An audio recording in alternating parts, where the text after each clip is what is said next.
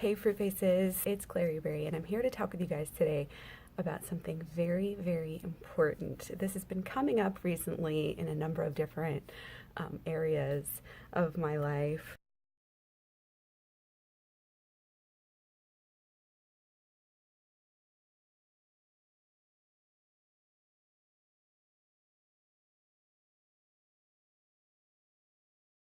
I've been kind of getting into, you guys know I've been doing a lot of keto videos and I've been doing some research into Sean Baker because I've recently heard of him and I know somebody that kind of went full-fledged carnivore. I know I've talked about this in a few of my different videos, but it just really baffles my mind, and so that's why I talk about it. And I also want, I think to nip that in the bud because it's on the extreme of like the spectrum. I think to nip that in the bud first, and then move towards keto in general, and just keep the direction going, towards veganism is the best thing to do.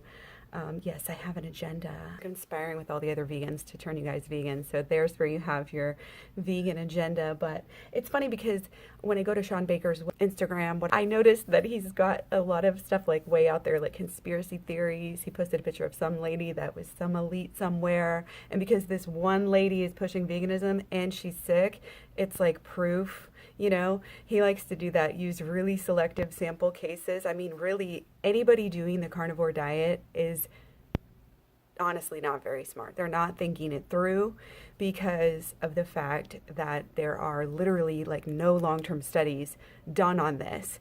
And, it's very easy to look into a lot of like the supposed research that people are using, like the Inuit studies, the Eskimos, it's just like Weston A. Price research. It was not thorough. It was done in the 1920s, not even using the scientific method.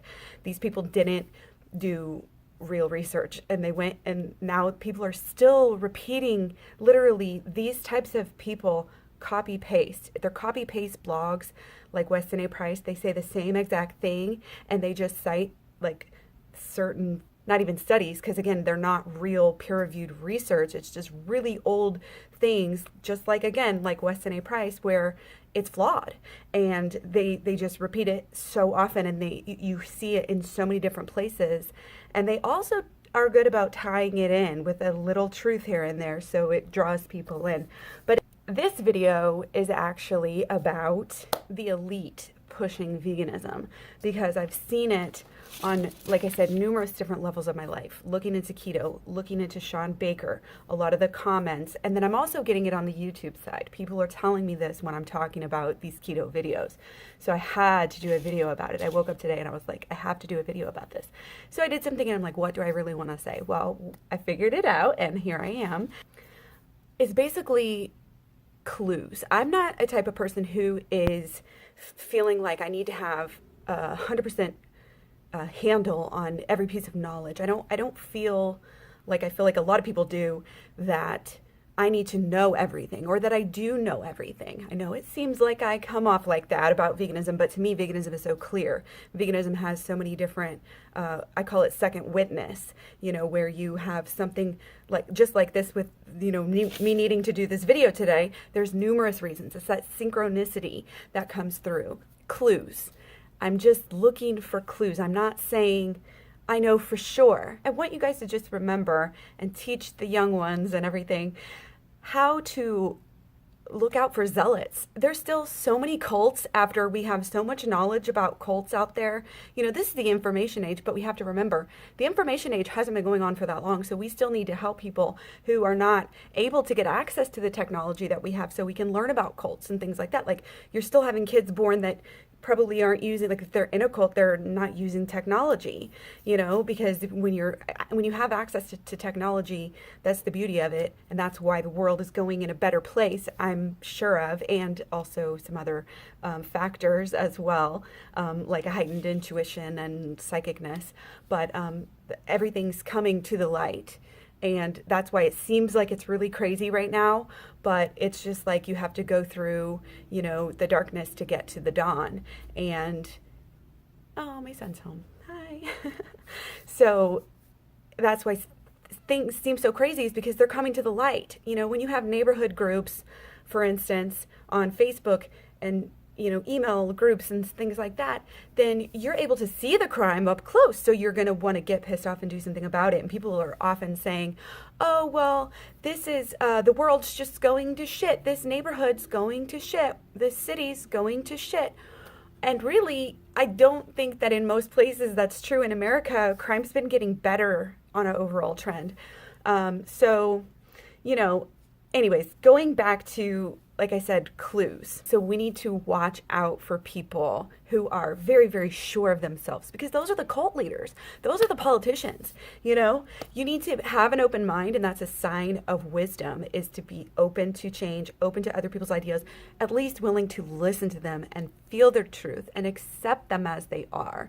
So anyways, I'm going to share with you my top clues that I feel like are really actually kind of proof, but I'm not going to say that because, again, that's what a conspiracy theorist would say, because I think one of the big reasons, and I've been a conspiracy theorist, honestly, forever. I'll be quite honest.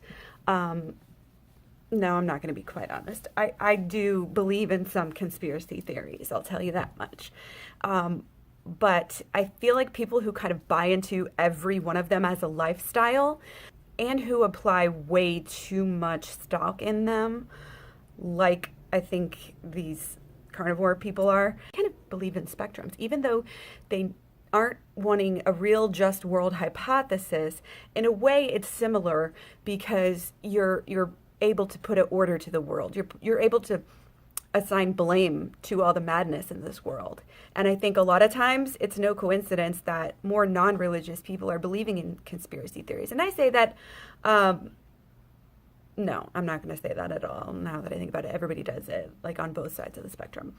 But, I think the more radical you are as an atheist, or like a Satanist, or on the other side, a religious radical, it's kind of like the same thing.